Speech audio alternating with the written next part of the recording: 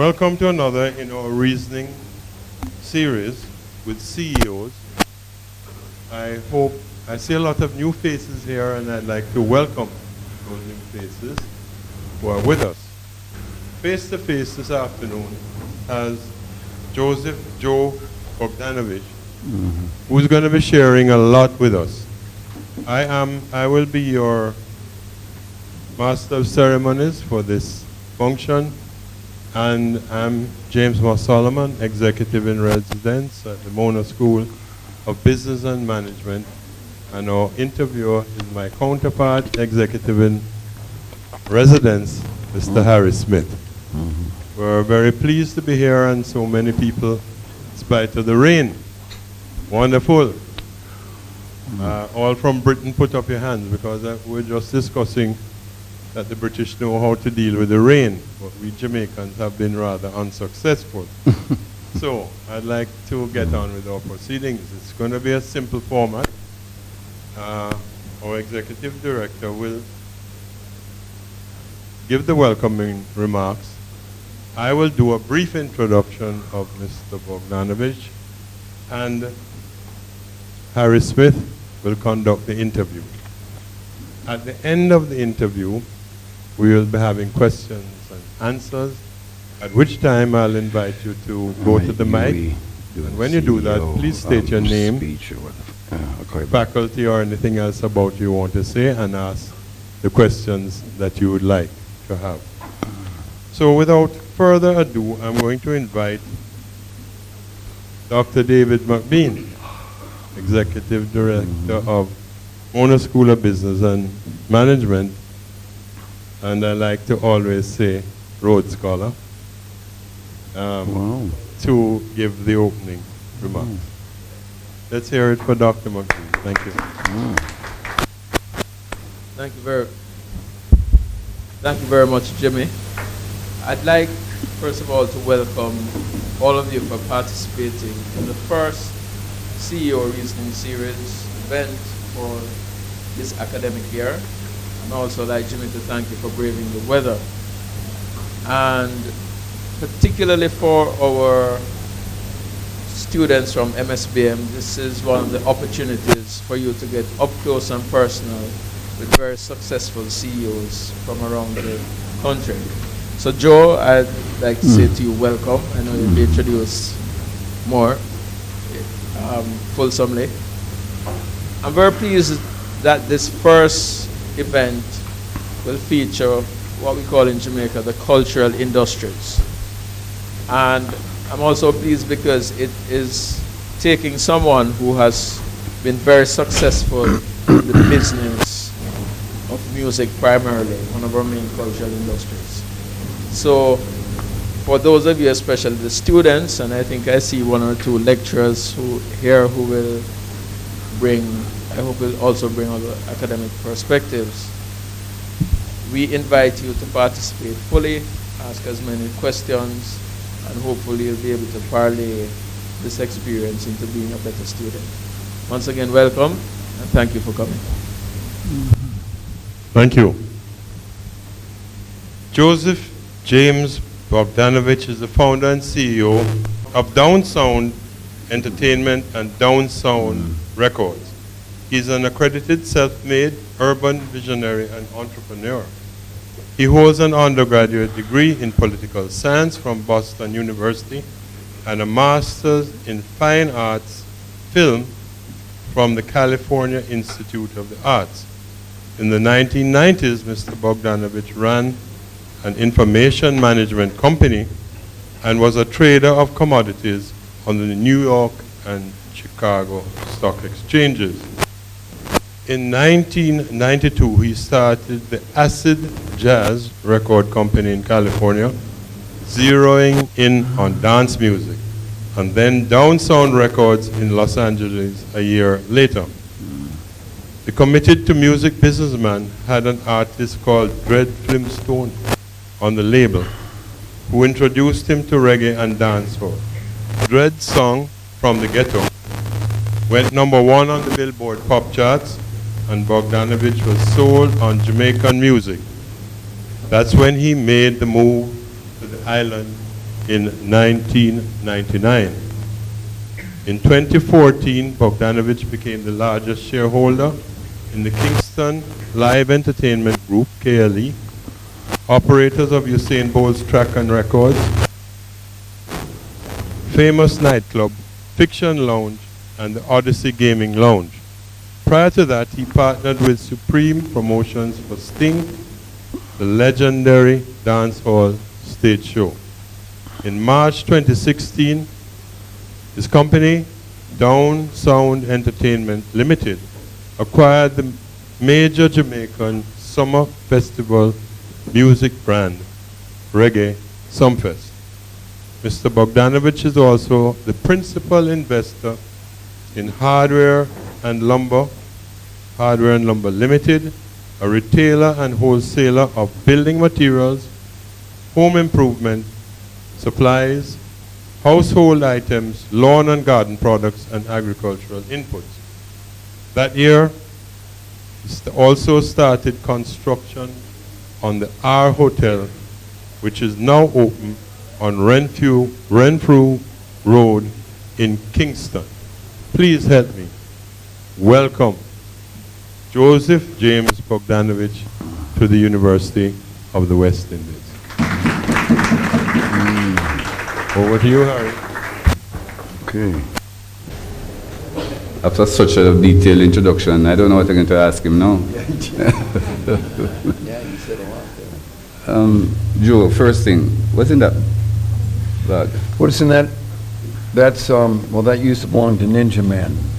That's how I got Ninja Man to play at Sting. He had a little problems with Mr. Lang. So I put a lot of Monopoly money in that, and he thought that was good. I know you're always walking with us, but I asked. Yeah. But you're a unique CEO in terms of this series. You're the only one who has businesses either as a principal shareholder or as a CEO in, as Jimmy said, hardware and agricultural inputs, H&L, music production, artist management, show production, club ownership, sports franchise, hospitality. Have I covered everything? Well, it's a good start. My own research started with the same acid jazz that Jimmy mentioned too. Tell us about your early days. Well, you know, I'm a kind of person that really views life as a journey, and I'm happy to be on planet Earth. Well, not so happy lately after watching Greta on the UN the other day. I think we have a lot of problems, but I grew up in California, in the countryside of Los Angeles. I had two older brothers, and a mom and dad. Pretty much a normal kind of life. We'd had family outings. We went on a few vacations, not a lot. Can you hear me now? Yeah. Pretty much from a white world, So, and then of course we all went to different universities in the United States, and went off in separate directions. That's how the early days began. Okay. You came to Jamaica in the 1990s. What made you stay? Gosh, there's something that drew me to Jamaica. I think it's the music for sure. I was in the record business earlier in the 90s with Acid Jazz, which was a dance label. And somehow I ran in Southern California, in Venice, which is a suburb of Los Angeles, on the beach. I ran into somebody that was kind of interesting. His mother was raised by a single mom that was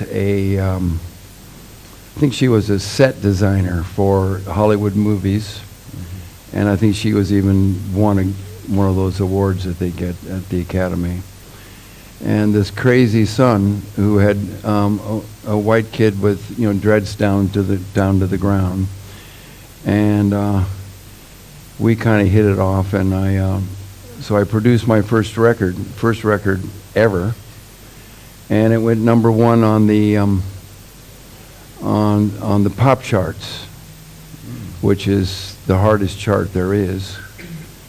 And unlike the reggae, and it went number one on Billboard, yes. And unlike Billboard on the reggae chart, where they sell maybe 1,000 units or so to get to the top spot, we sold several million copies. Okay. And of course we thought it was easy, and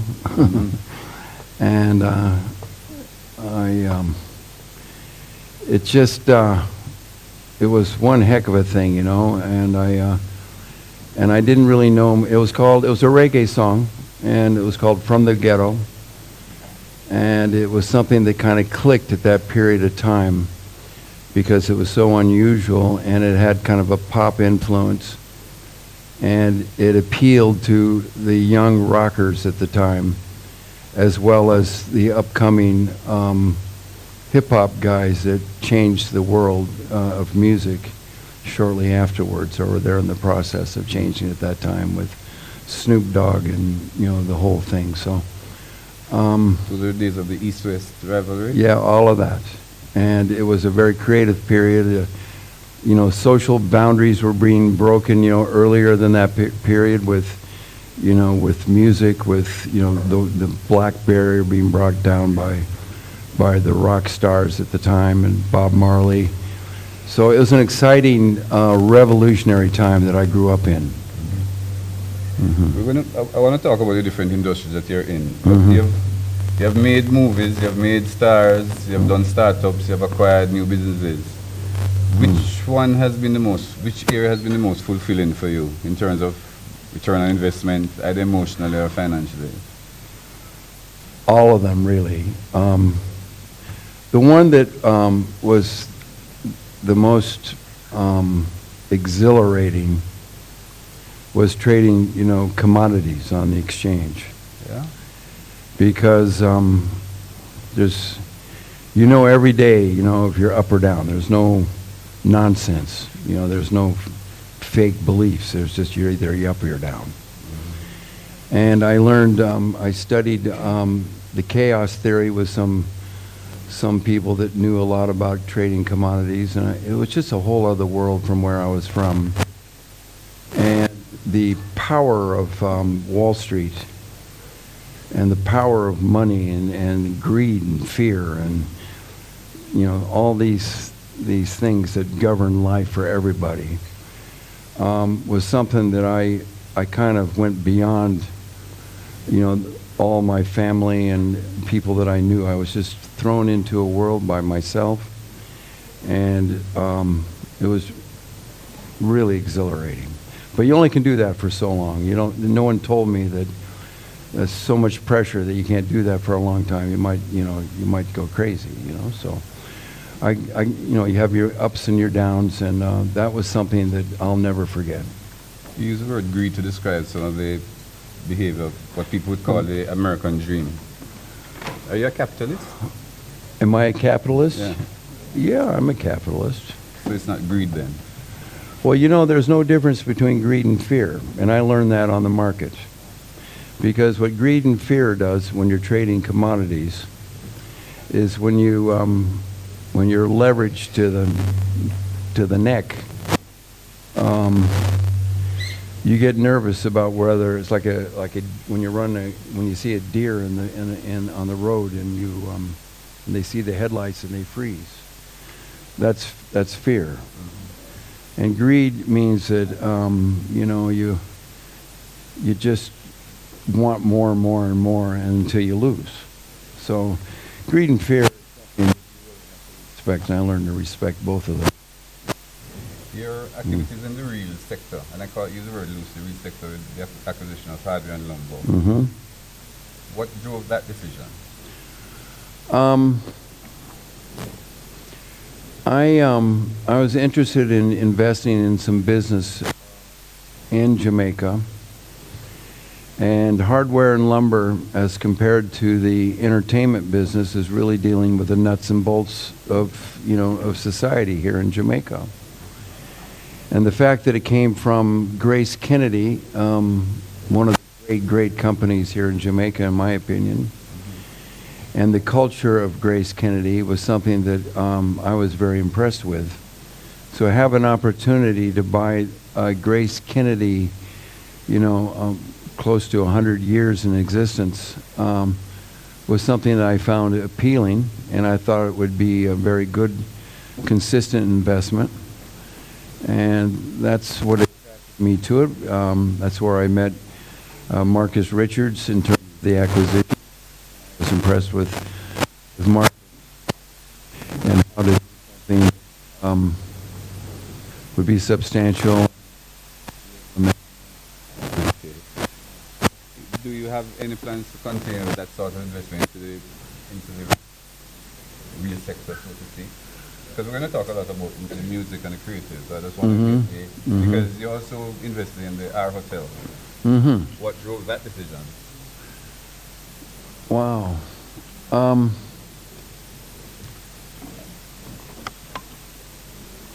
I met Evan Williams, who was the architect of the R Hotel and my partner with the hotel, when I first came to Jamaica.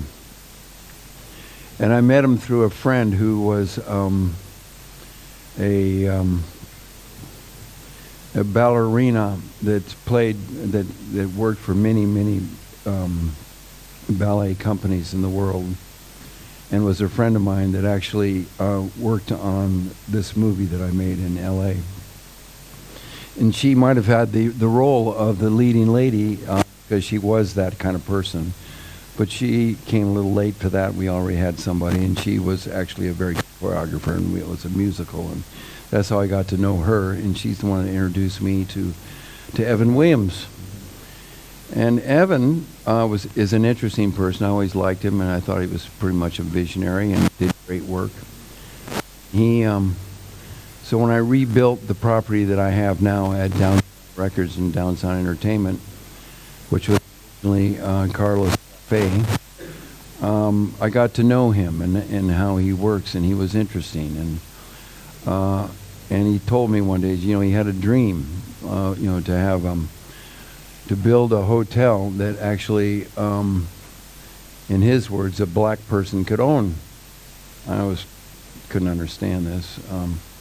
How is that possible, a black person to own? But so I was in a position to make his dreams come true, and it became a very laborious kind of development to make this thing happen. But the hotel came out pretty much as it was planned, and it's quite unique. It started a trend of building on property lines that took all the property line and building underground for parking.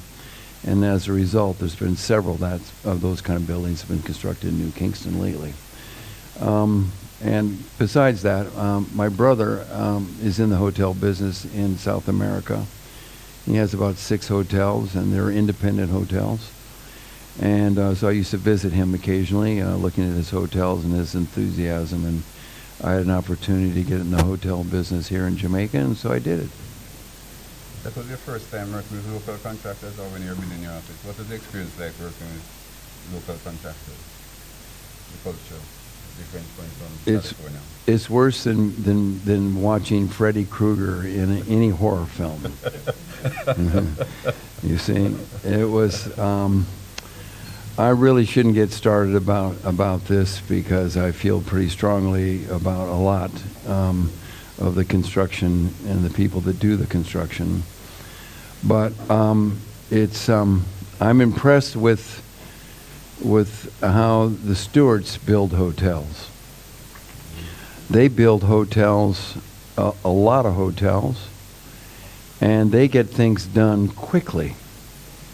And it's a mystery to me how you can build things quickly here in Jamaica, because we were about 2 years overextended on the build-out. But Evan and the hotel business is something that I think will be successful. We're getting very good ratings. We're right up there with Spanish Court already, and the occupancy rate is high. The Kaylee partnership takes you into franchising and those things.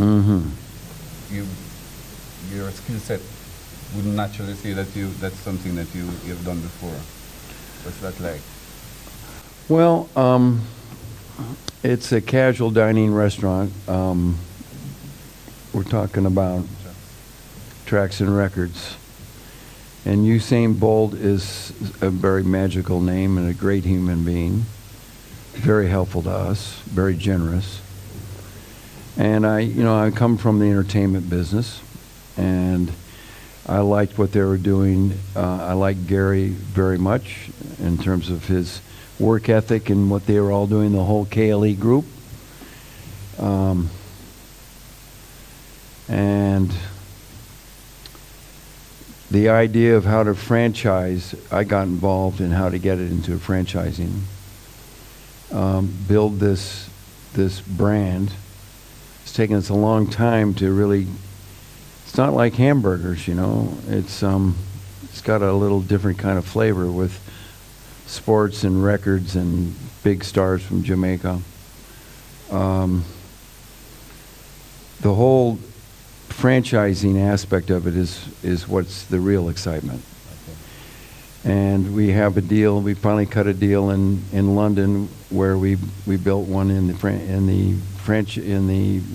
financial district with a person there does 150 dining restaurants across the UK, and we're supposed to be building 3 a year for the next 5 years, and we're a little behind schedule, but we'll see what happens. It's all making money. We have spoken about businesses, and we haven't even touched down on it. How do you have the mental bandwidth to manage all this? What do you do? You have Is to. it a team? You have to love what you do, and you have to believe in what you do, and you have to take chances, and you have to really be passionate about your work. And I'm passionate about everything I do, as you know. Mm-hmm. And the teamwork is very, very important. I think that we have a lot of different kinds of teams. As you know, Hardware and Lumber has one kind of team. We inherited a team from Grace Kennedy, and now we've been developing the team from there. When it comes to Down Sound Records, which has been around for a while now, that evolved into Down Sound Entertainment, that's been a kind of a roller coaster with the record label, but the entertainment business has done quite well with the acquisition of Reggae Sumfest. We've grown Reggae Sumfest we got it when it was really on its last legs. It went 25 years. It's a long time. And I had an opportunity to buy an existing brand that's very well known. And I love the concert business. I was sort of involved in the concert business with my brother Bob in LA and the rest of the United States. So I was too young to really understand it at that time. I was just more interested in going to the concert and having fun with my friends. But with Reggae Sumfest, it's a brand not only of a concert brand, but it's really about lifestyle and the culture of reggae at the Rock itself. And we've really grown exponentially since acquiring it in 2016. And the last couple of years, the exponential growth has been phenomenal. You've introduced streaming of the show. Yep. Mm-hmm. I started streaming actually at Reggae, not at Reggae Sumfest, but at Sting in 2016. And we went to 172 countries without anything coming down. Great broadcast. Made some money doing that, but more importantly, being able to show the hardcore dance hall culture to the 179 countries is ridiculous. It's really good. So that was very, very exciting, and not having to break down. And now with Reggae Sumfest, continuing that motion and building a brand that, when you do 2 10-hour shows per night, Friday and Saturday night, and going to, in the 4 years that we've done it, it's been over to a billion people looking at it, looking at the positive side of Jamaica, and great music that people love all over the world is quite an accomplishment, Yeah, I think. Kudos to you for that. You seem to also have a soft heart, philanthropic zest. Was it 2017 you organized the relief for Eastern Caribbean? Last week you launched Bahamian Relief. Where did that come from? Was it the way you were raised? Is it because you see the need, or is it just good business? No, it came.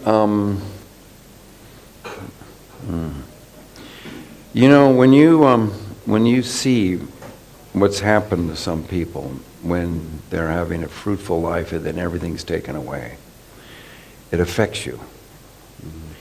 And what I got Marcus and myself to get on a plane with a few others, Taurus Riley as well, to be able to fly to Dominica a week after the disaster and see these people, the survivors, with looking through their ravaged dwellings and being able to move forward and have a spirit that keeps them uplifted is something that I've never seen before.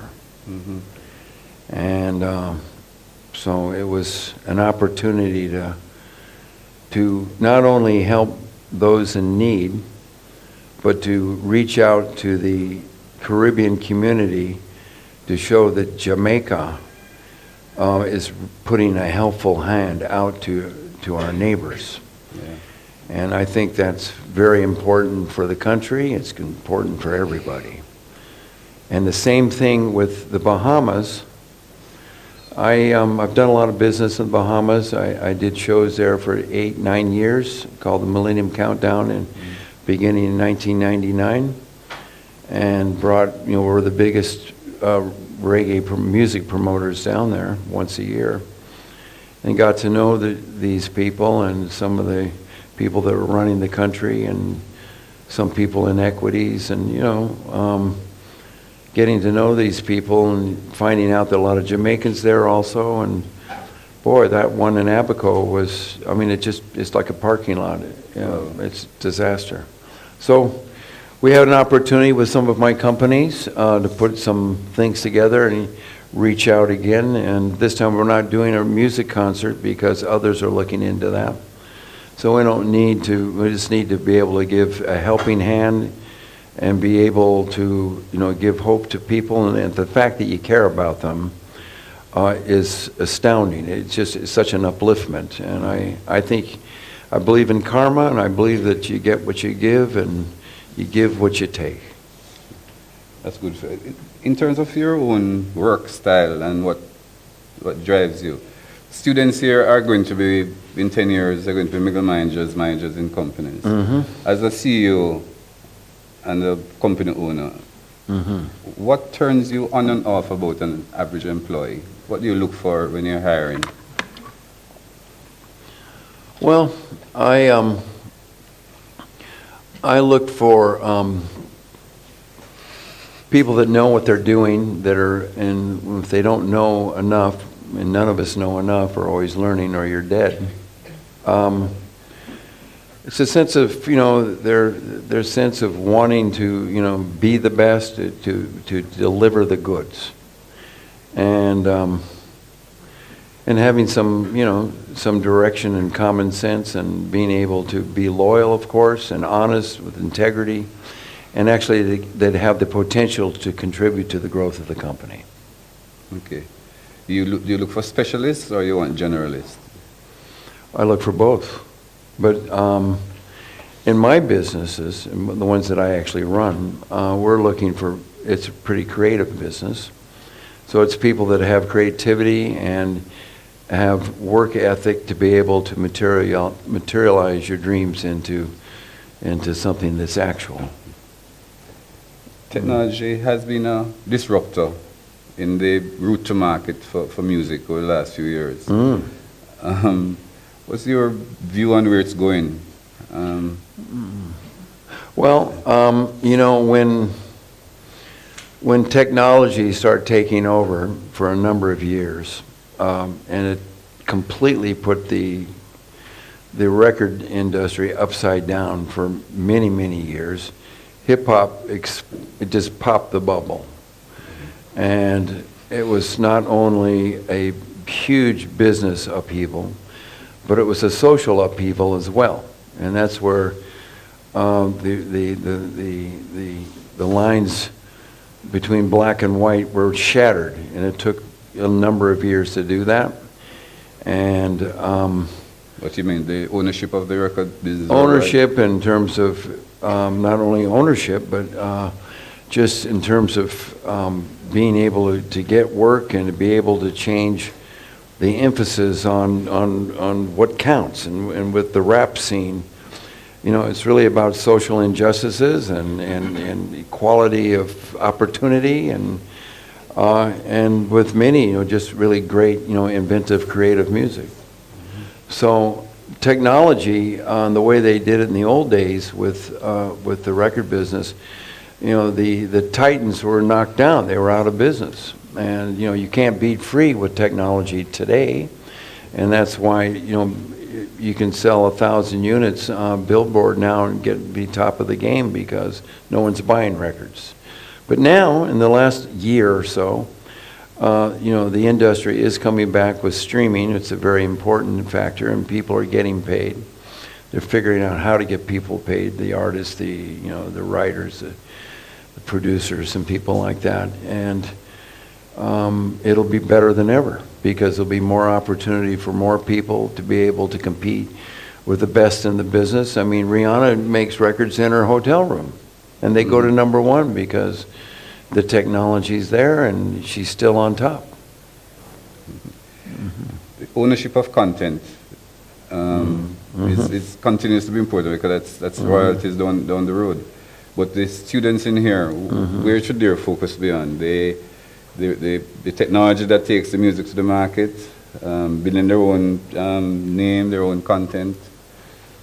Where should they be concentrating on the creative industry? Well, first of all, you have to have a vision. And if you don't have one, you won't get far.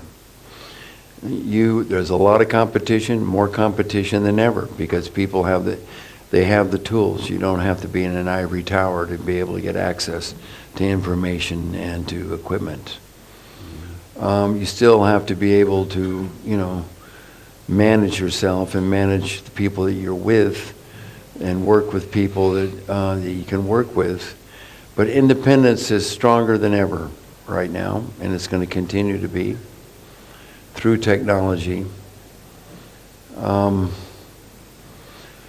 don't think fundamentally things have changed that much in terms of people coming up. You still got to get a job. You still got to be able to make yourself worthwhile to companies. It's a changing world. Hip hop or dancehall, which one do you think has the legs to go into the next century from where you sit? The next century is kind of far away, you know. I won't be around. Yeah. Next 30 years. Yeah, well, you know, even though dancehall is the originators of hip-hop music, hip-hop is more organized, and they make a whole lot more money. You know, somehow on this island, there's just something about people stabbing them, you know, shooting themselves in the foot. You've got to be organized. You got to it's just, the music business here is so opinionated and disruptive. And then you might say, well, why are you in the music business if it's that hard to do? Well, it's part of the culture here. The culture is, they do things here that, that really are extraordinary. I think it's like a wheel, the music goes around in cycles, and things go in repetition, and then there's variations of those repetitive themes. And, like it goes from, rock steady, ska, everything, reggae, dancehall. Things keep moving around in circles and getting different flavors to adhere to the times, the social, economic times that you're living in. Actually, I don't think that hip-hop, I think hip-hop is, that revolution is over. And, the black acts that are top of their game are sounding more like rock acts. They're getting more commercial in that kind of way and trying to reach out to more, a wider audience. The angst of hip-hop is no longer there because they've broken through that barrier. I think for me and the whole music world and everything now is if we don't take care of the planet Earth, like when I went to Rototom after Sumfest this year, first time to Rototom in Spain, the biggest reggae festival in Europe, where their tagline, our tagline was our music, our festival. But their tagline is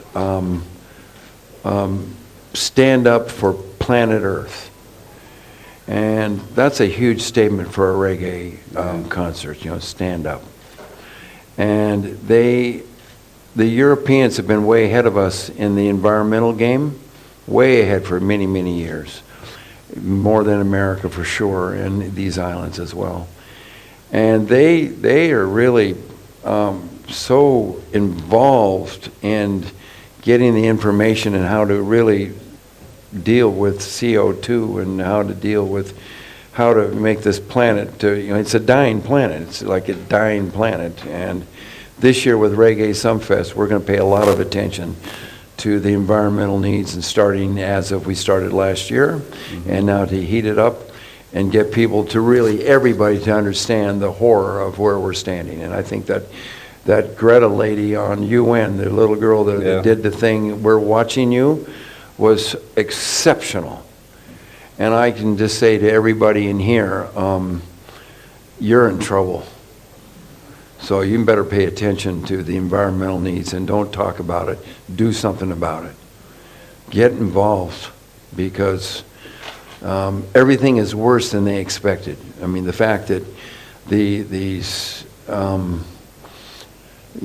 glaciers they're disappearing. It's like an ice cream cone in the desert. So I'm sort of jumping around here a little bit, but boy, I'll tell you, I'm just knocked out by the reality of where we stand.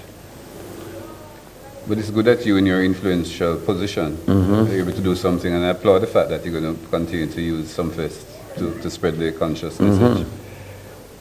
The artists in Jamaica, a lot of them come from, let me describe it as challenging backgrounds. Do you think there are opportunities for them here to understand how to manage their success, their financial success? I mean, 2 years ago they had nothing, a few years later they have a lot. Is there an opportunity for artist management among the students here? Well, I think this, you got to get exposed to a different way of looking at things. And I think PopCon is an example, a great example of new perspectives. PopCon is an artist that, comes from a certain kind of background, was involved in a lot of things. And because of his association with Drake and being signed to his label and being able to see about what intellectual property means, and to see how dealing with certain little neighborhood squabbles and quarrels are really not interesting compared to being able to hit a bigger audience with bigger ideas, and to do really more good in the earth, in the world, than just your little egoistic, confrontations. And I think that's how we start to learn, a few at a time. And to get off of the island and be able to see what reggae, you don't know what reggae music and how it influences people here if you're just stuck on the rock. And that really opens everybody's eyes, especially the ones that are making it out there, like Queen Africa and just a whole lot of good artists that are out there. So your Down Sound Records does not provide that kind of advice? Well, we don't talk about things, we do things. And the way we do things now, actually, we're just actually firing up the label again now, where we're bringing in a lot of new artists in and dealing with established artists and trying to make really good records and give people their percentages and teach them about what it means just by doing so. Well, this is what we're doing, this is what you own, this is what you own, and this is what you need to do to keep your brand and your identity flourishing. And social media has changed the world. There's nothing is sacred anymore. You find out instantly if people like you or they don't, and that takes the mystery out of it, and you have to work yourself in that social media area like never before, and there's a lot of opportunity. And we're providing that just not like a school or anything, but just we have the real people are there and doing it and making it happen for the ones that are there in terms of how you're going to get your publishing understood what it is and how you get people to manage your publishing if you can find people that are good and give you good advice. We're not interested in we're interested in growing the industry and making the music a whole lot better. A thing that was kind of exciting for us at Reggae Sumfest when we dealt with the Clash. And Clash culture I find really interesting here in Jamaica because I think a lot of people, most everybody loves the Clash. And what is the Clash? To me, as a surfer from LA, I look at Clash as sort of like almost a Shakespearean kind of delivery. Very good words, principles, ideas, and pretty mythic ideas also. And the fact that the taxi cab driver, the person that works in Parliament, the school teacher, the one in the ghetto, everybody, they love the competition among one another. And I think, and it's like, to me, it's Shakespearean. It's a real great duel. And there got a period in time a few years ago where it got out of hand and the sponsors had to say, well, we can't support this. You're just disrespecting too many things. We can't even be associated with you. So that was because it got too dirty and too nasty. Mm-hmm. And what we did at Reggae Sumfest is we, out of necessity and demanding from the sponsors, especially when I took over Reggae Sumfest, and with Red Stripe in particular, who've been with Reggae Sumfest, I think, since the beginning, made it very clear. I was a new owner, I was a new person, and they said, well, listen, we'll support you, but I'll tell you, if you make a mistake, we'll never deal with you again. I just want you to know that. And I said, fine, we're going to do this, and I made a big effort, personal effort, and the team as well, to make sure that these people that were clashing understood that, if you do this, we're done, all of us, including me. Mm-hmm.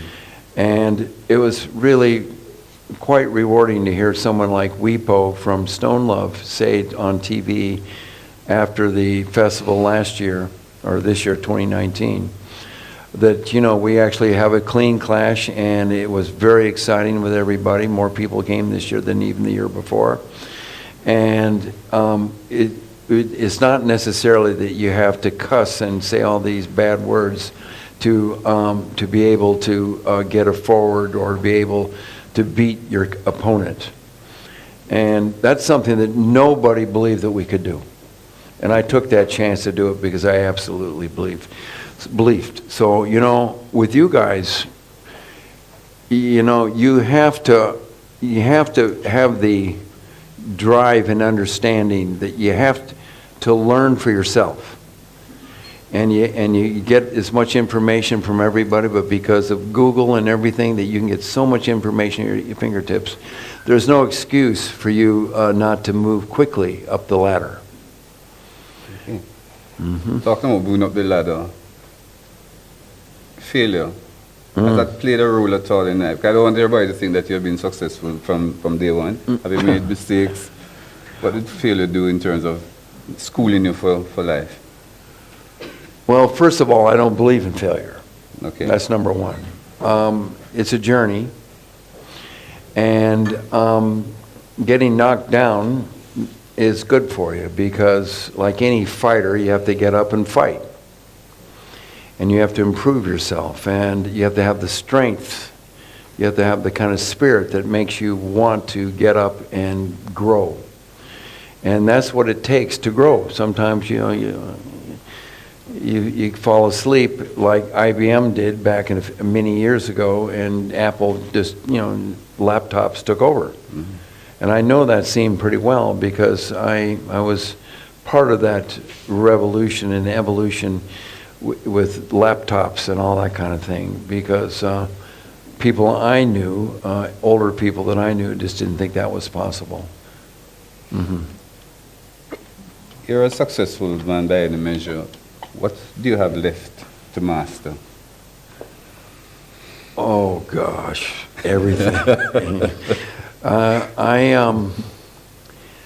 You have to really master yourself is really I think one of the big keys. And I just think that the environment is so strong. I think that's a huge mission for me. And I'm going to try to turn everything I do into to develop the consciousness into everybody here in this island, Jamaica, because it's big enough to be able to make a difference and not too big not to make a difference. And I believe that I can make a difference here in Jamaica. I believe that I can do a lot here, and I think I've done a few good things already. And it's hard to build a team here because people are so independent. And in bigger companies, people get stuck in the tradition of a company and don't keep trying to push the envelope to get higher heights, as Buju Banton might say, A little birdie told me that you can cook. I'm sorry? I heard that you can cook. What's your go-to dish? My go-to, I thought you were talking about that guy Cook. Who's that? The one in Britain, that no longer is in business. Yes. Thomas Cook. Yeah, Thomas Cook. Well, they used to bring people here for some fest, didn't they? Yes, they did, and then it turns out that some other people took their clients away. Like a lot of those, online travel agencies. Yeah, Expedia is a good one. Just trying to understand just the personal you, because it seems if it's just work. I just wondered, I asked you about your go-to dish, was whether or not you really relax. What do you do to relax? My go-to dish, well, I like young people because, they... The dish I meant was the one that you cook, Oh. I see.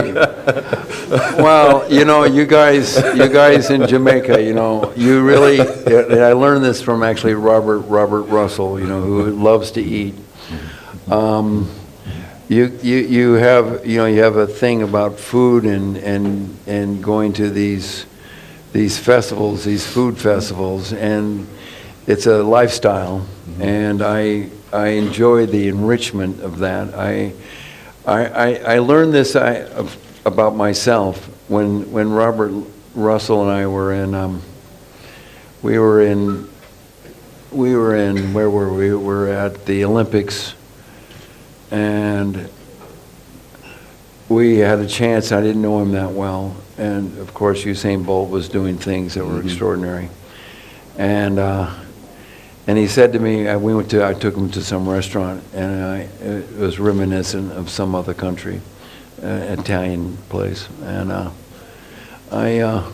we started eating some great food and having some great conversations and learning about one another. And he says, Joe, I didn't know that you liked food so much. And I go, and I didn't really understand the comment. And it's something about, I grew up in an environment where we had family dinners all the time. And I grew up in an environment that my dad was somebody that always had someone different at the table every night. While growing up, I was in high school. And there were always people from all over the world, and just in that kind of home environment, where I'd see how my dad would be able to get people to relax and be able to find out who they are. Yeah. And I remember once when Jack Nicholson, who's a pretty big actor, you probably know who he is, came to the house once through a guy named Robert Towne, who was an Academy Award-winning writer for Chinatown and a few others. And the Townes were neighbors of ours when I lived in the country growing up. And so we used to go horseback riding, and they, my mom and dad knew them well. I didn't know they were kind of older for me. Bob Towne was more of my oldest brother's age. And so we were kind of nervous about meeting Jack Nicholson. And so he comes, and he was advised by the town. He said, listen, you have to behave yourself, Jack. We don't want you to drink anything. You stay calm, and we're trying to do a business deal where we're trying to do a story. Robert's going to write a story about the fishing business, et cetera, and blah, blah, blah. And so we're all nervous at the house. And my dad was the kind of guy that would be sitting behind the bar and getting people drinks and relax. And so after a while, we got at the table and we're sitting around and started telling stories. And Jack Nicholson is a natural storyteller. He has a great smile, and he's very, very funny and cool and everything. So, we're talking. We had a lot of Yugoslav food in there. I come from Yugoslav background, and just the sense of camaraderie and the Jamaicans are they're very much they're fun people. So. I'm going to have the students ask you their questions, but before I invite them to do that, what general advice would you have for them this afternoon? Well, you have to love what you do, and if you don't love what you're doing, change it and do something else. And because life is short, and you should enjoy it, and there's no reason not to do what and you have to find joy in what you do. You can, well, I didn't like it. No, you have to find the joy in what you're doing. That's one thing that's extremely important. And I think that you have so much opportunity. There's so much information out there online that there's no excuse not to be able to compete. There's just none. And I think the next thing is to really choose the people that you're working with, because you don't want to waste time with people that are all over the place, So I think that's really important. That's the best advice I can give. Thank you. All right. So, questions? Wow. The students are going to put me on the spot now. Yes.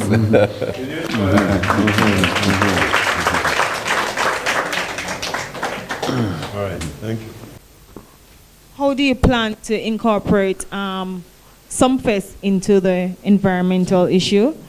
And what is your outlook on the cockpit, what's going on with the cockpit country?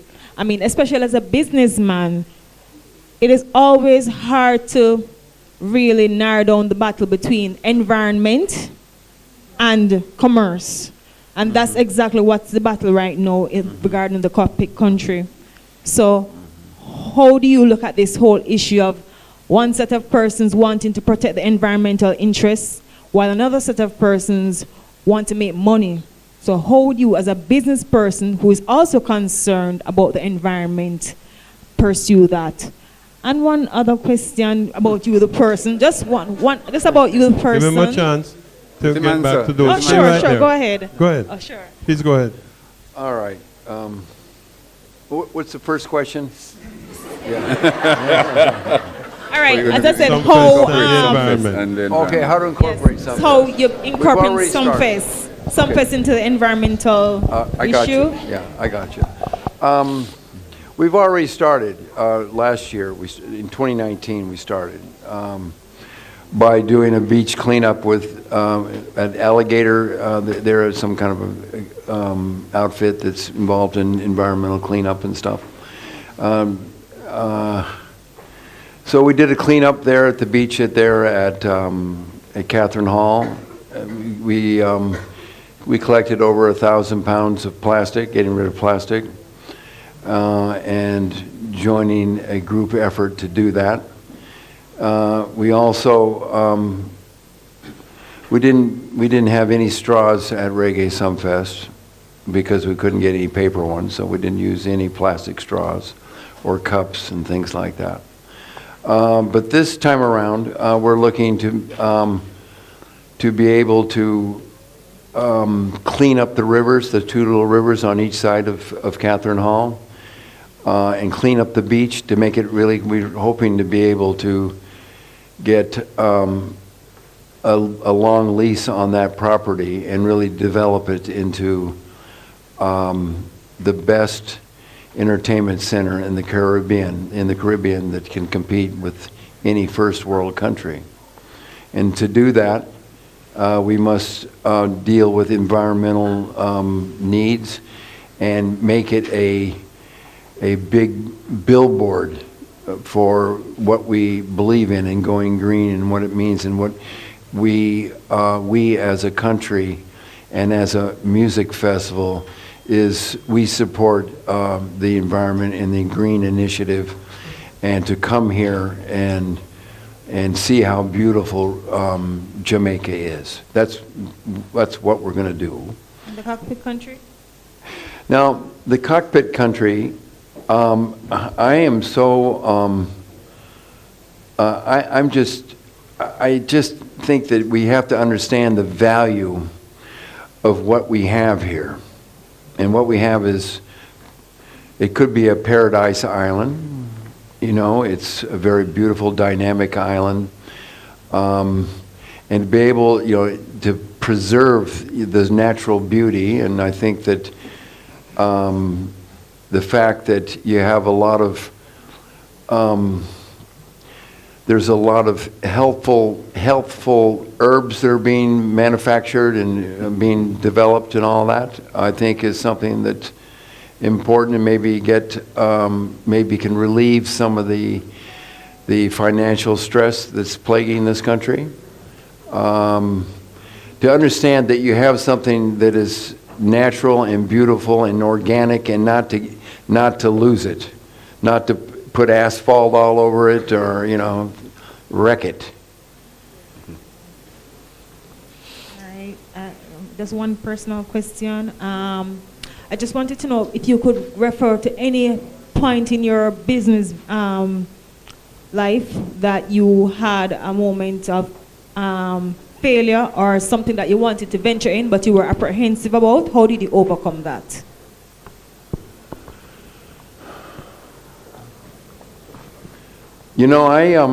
As I said earlier, I don't believe in failure. I believe in an upward movement of your self-development. And I think that,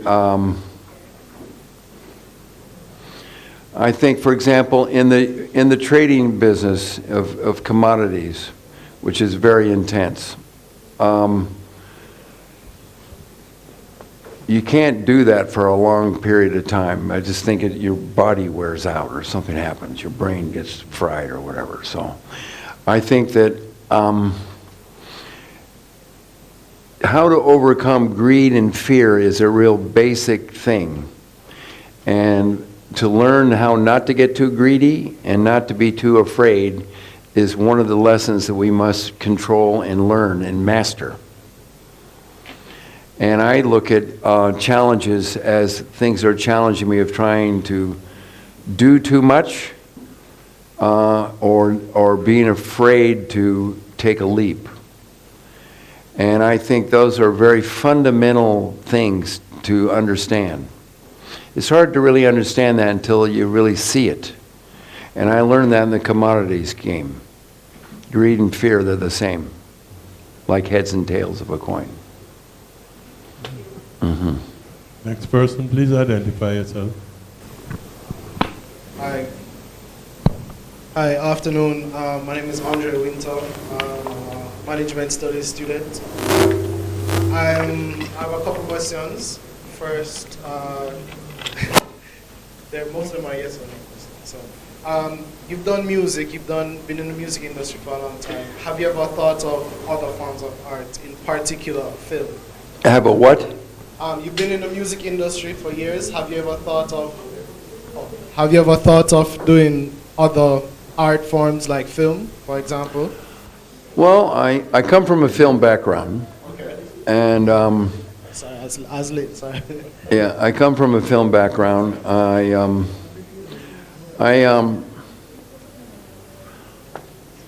We look at projects.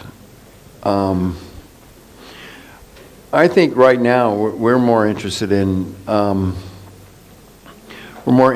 television, because what you see on Netflix and various platforms are lower budget projects and that reach a lot of people, a lot of people, and it's a wider scope of stories. And for me, there's an opportunity that I think when you go to Reggae Sumfest in 2020, I hope you'll all be there. I think you might see something of multimedia kind of ideas that you might find very entertaining. So when you talk about film or television or media, multimedia, communication, sensories and stuff like that, I think that I definitely have an interest in that, in trying to develop it. We tried to do it in 2019, but because the crowd was so overwhelmingly huge, we couldn't execute some ideas that we're going to execute next year. Okay. So I have a project that I have in mind. I'm actually a writer and producer. I have a show on TVJ called Real Friends. If you guys have seen it, watch it. Yeah. Okay. I wrote it, I directed it, and I shot it. Great. I have an idea for a project. I've shot a trailer, and I'd love to pitch it to you at some point. Would I have that opportunity? Yeah, do it. You just Down Sound Entertainment, Down Sound Records. Okay. It's in New Kingston. You can find it, and I'll be happy to hear your pitch. All right. Remember the name, Andre Winter. Okay, Andre. All right.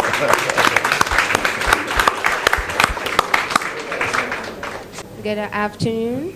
Mm-hmm. So I heard you mentioning Sting, right?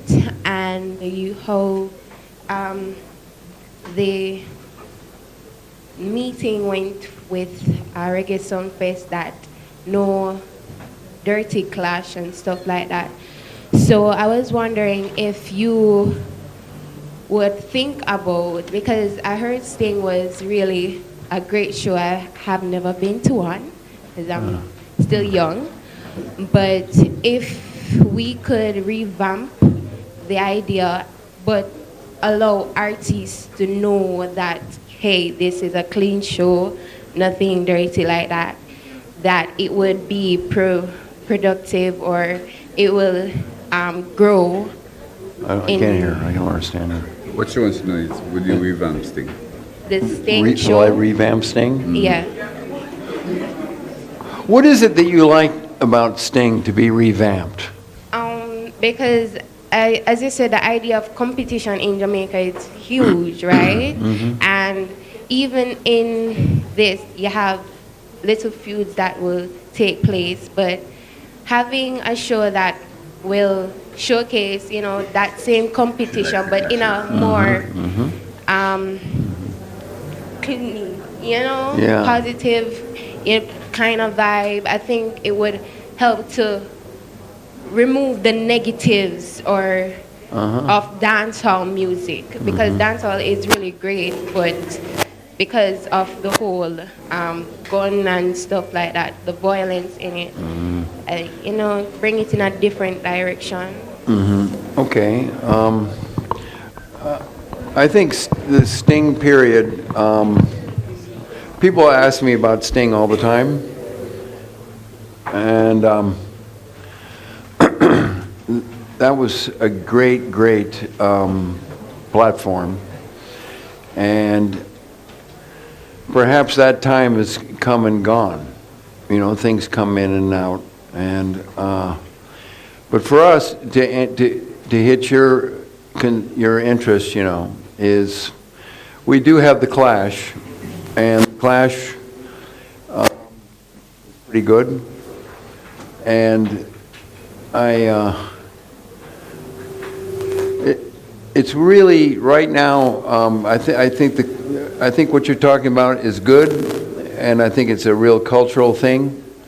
But I can't do everything. Okay. Hi, Please. my name is Brittany James.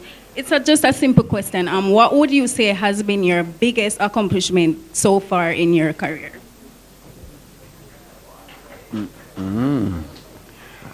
I think my biggest accomplishment so far is with my 10-year-old son, Jamaican, that's going to be awarded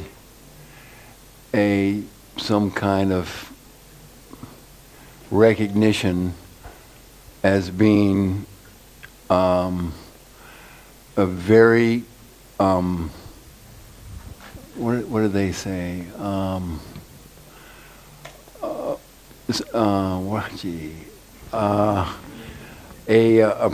Someone that is it's not just kind, but good-willed and attentive and a great, outstanding citizen of the school at 10 years old. I think that's my greatest accomplishment.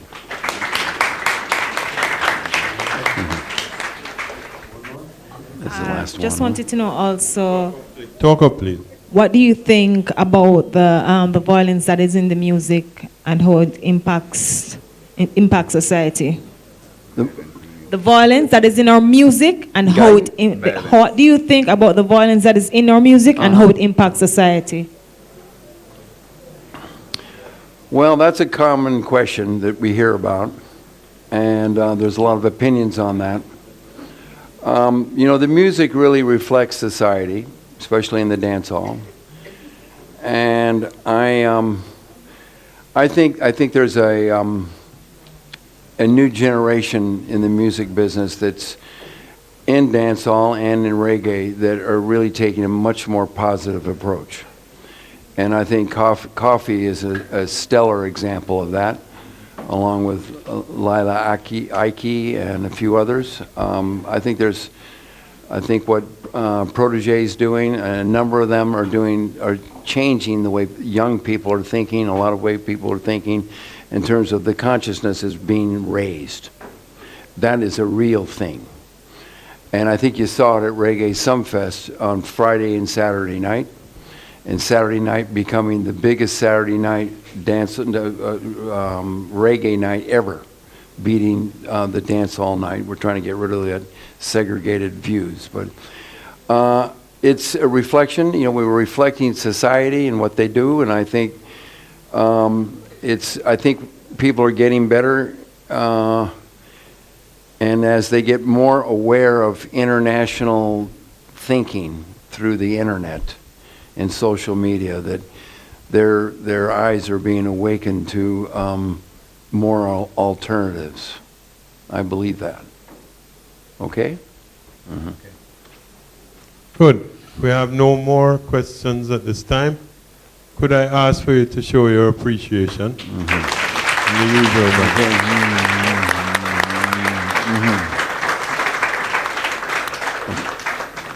It's now my pleasure to ask Antoinette Hines, Chairperson of UE Marketing Association, to come forward and give the vote of thanks, and I think bear of nice things as well. Thank you. It is a great pleasure that I thank everyone here for coming out to Reasoning Series with CEOs. I'd like to also thank the MSBM Planning Committee and Technical Team for the execution of this event, and for Lasco IQ for providing the refreshments outside, and for our speaker, and to the best of all, Mr. Josef Bogdanovich. Close enough?